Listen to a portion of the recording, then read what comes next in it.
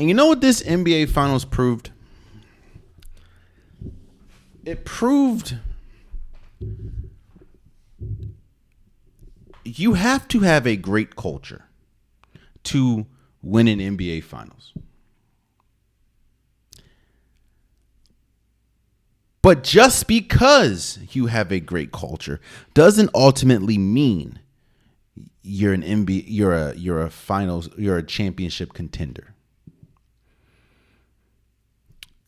Let me stretch that out for you. The Denver Nuggets have a great culture right now. If you look at every single championship team that we've seen, let's just go the last 4 or 5 years. All of them have great cultures. The Bucks, the Golden State Warriors, the Lakers, Denver, all have great cultures. The Miami Heat, well, let's stay on this. All have great cultures. However, there's something else that you have to have more than just a great culture. You have to have a great culture, but you have to have more than that. You have to have the star player playing like a star player. Steph Curry, Nikola Jokic, Giannis Antetokounmpo, LeBron James, Kawhi Leonard. They have to be playing like a star. You have to have the team. You have to have the solid number 2 that's going crazy. There's multiple things that need to happen for you to win a championship. However, what you do need is a championship winning culture or a good culture to lean on. The Miami Heat have a great culture. But as we've seen, and clearly right now, it is proven that just because you have a great culture does not mean that you're a championship caliber team. Yes, I know that they made the NBA Finals, so of course they're a championship caliber team. But when you looked on the floor, when you looked at each game, when you looked at this entire series, there was not one time, not once, even the game that the Miami Heat won, there was not one time where I thought to myself, the Heat can win the series. Not one. And again, this is after I saw the Heat win in Denver. I felt more confident about Denver after that Heat win than I did before. There has to be so many things that go right other than or on top of having a good culture, and it didn't seem like it went right for the Miami Heat. Jimmy Butler, of course, made news yesterday or the day before when he came out and said that they asked him a question, he answered if he doesn't care about making the Hall of Fame. And if he were to make the Hall of Fame, he would not go to the ceremony or the festivities around the Hall of Fame. He was pretty much saying he doesn't like individual awards, If we look at Jimmy Butler's career to this day, just right now, I don't think he's done enough to go in the Hall of Fame. Jimmy Butler is a great player, don't get me wrong, but I just don't think he has done enough to make it in the Hall of Fame. So you ain't got to worry, at least right now, you ain't got to worry about declining or not. I don't think you're going to make it. And that's not a shot at Jimmy Butler, but it highlights a bigger point of Jimmy Butler in this Miami Heat team. A lot of people question why I did not call Jimmy Butler a superstar.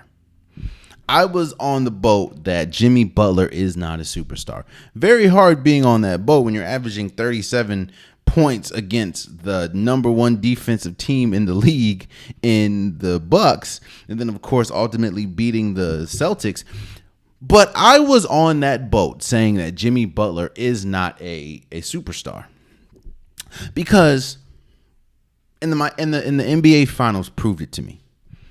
Or let me not say proved it to me because I already felt that way. It added ammunition to my argument. There's a difference between a star and a superstar. And the difference is, how do you show up when you're needed? And not just that, because everyone can have a bad game, but how consistent are you when you are needed in those situations? Nikola Jokic averaged 30 points a game in the finals.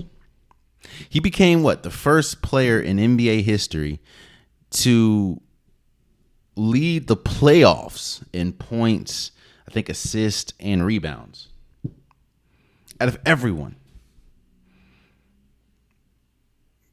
He was number one in every single category, or all three of those categories. Even when he had a bad game, superstars' bad games look different than others. A Steph Curry bad game looks drastically different than a Jordan Poole bad game. A LeBron James bad game looks drastically different than Austin Reeves bad game. There were multiple times in this finals that Jimmy Butler wasn't aggressive.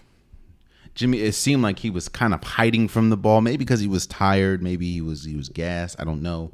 But there was multiple times when the Miami Heat needed him to step up. And hell, I was shocked. There was multiple times where Bam Adebayo, the person that I said was the key for the Miami Heat to win a championship, he stepped up a lot of times. I actually think he had a really good NBA Finals. However, when your star player does not or did not have a good Finals, you know. So that's why I think I will go down on the hill and saying, or I will die on the hill saying, at least right now, Jimmy Butler is not a superstar. He has superstar talent. We've seen that. But it's crazy how he's drastically different from the regular season than he is in the postseason.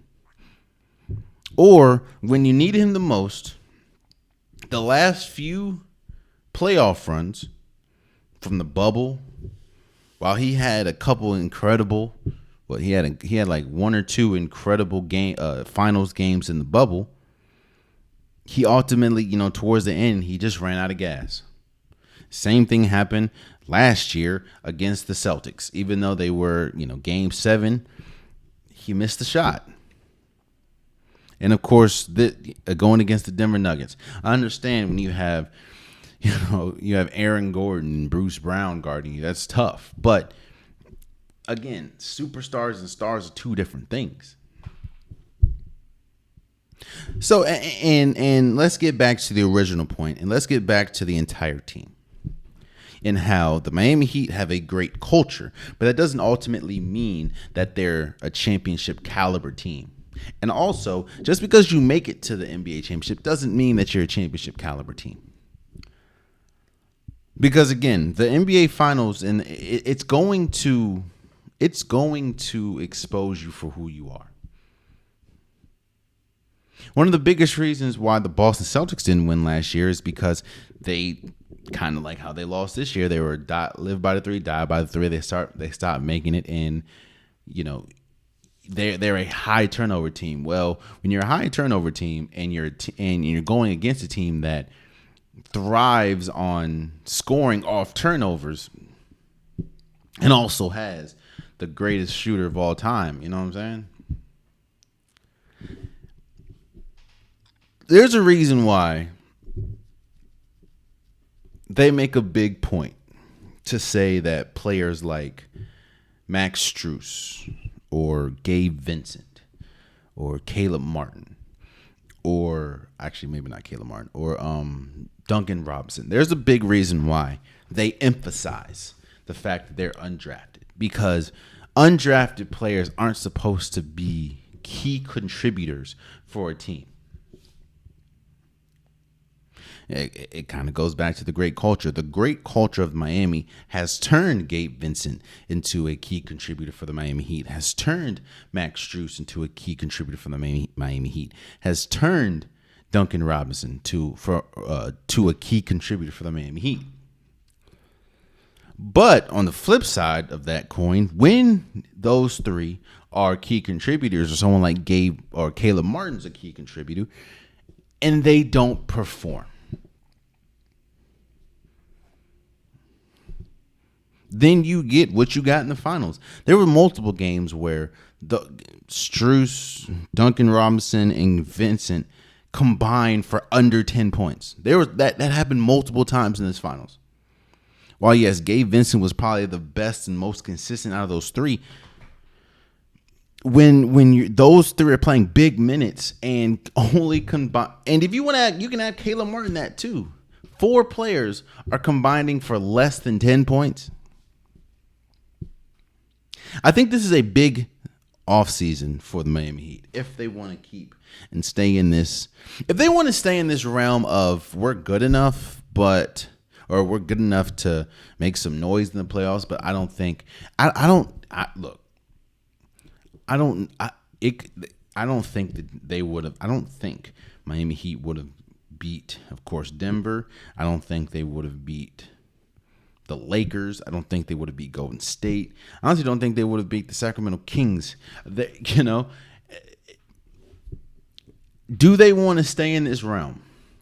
You hear Brian Windhorst say that they're going big star hunting, which they need to, in my opinion, because it has been proven that Jimmy Butler, I don't think, is a star that can carry you to a NBA championship. He can carry you to a finals. I don't think he can carry you to a championship because he is not a superstar. And one thing about the NBA, that it is a superstar-driven league, and while you have to have a lot to win a championship, one thing that every champion has had is a superstar. The one team that has not had a superstar was the Detroit Pistons in 2004, 3, 4. They did not have a superstar. They had Chauncey Billups, they had Rip Hamilton, they had Ben Wallace, Rasheed Wallace.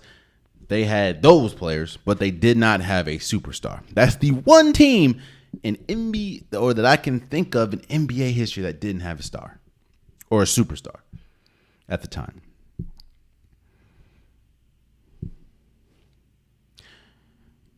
This Miami Heat is the Miami Heat is a good team. Don't get me wrong. But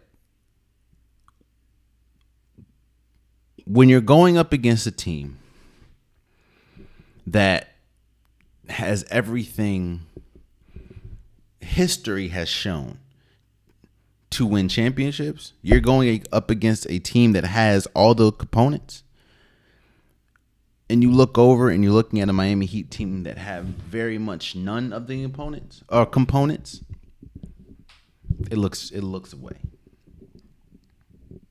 Now, yes, I understand that the Miami Heat was leading, towards the end of the game, but there's a reason why they're done. It was a good finals, It showcased at least one team that you don't really see too often in the Denver Nuggets. That isn't the most glamorizing place as far as NBA destination. Going up against a team that has had the culture, but maybe not had the players since LeBron James and Dwayne Wade. So this, I don't mean to put the nail in the coffin, but this proves, in my opinion, why Jimmy Butler is not a superstar. Because when a superstar is needed the most, they usually show up. Jimmy Butler did not. Oh man, you stayed to the end of the video. I appreciate you. If you like what you saw, be sure to hit that subscribe button so you'll never miss any content from your boy. You can also go back and watch past episodes, past clips, and don't forget that the Unpopular Podcast new episodes drop every Wednesday and Saturday. Appreciate you.